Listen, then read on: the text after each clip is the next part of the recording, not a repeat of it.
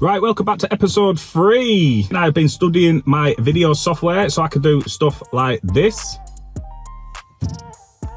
First up, we've got to be doing a product test, namely on glass cleaner, see what's what. Secondly, we've got to carry out a detailed valet on a Seat Cupra FR. And finally, we'll run through a few bits and bobs, news, see what's been happening throughout the months during the episodes, etc. So without further ado, let's crack on.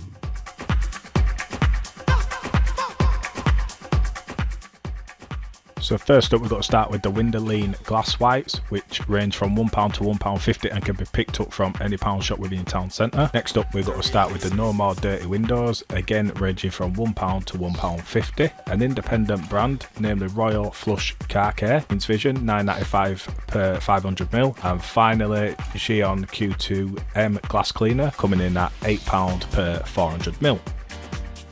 So let's get started with this test then. So I've divided the windscreen into 4 sections, and on the windscreen I have applied a silicone base dash dressing just so there's something there for the products to clean off.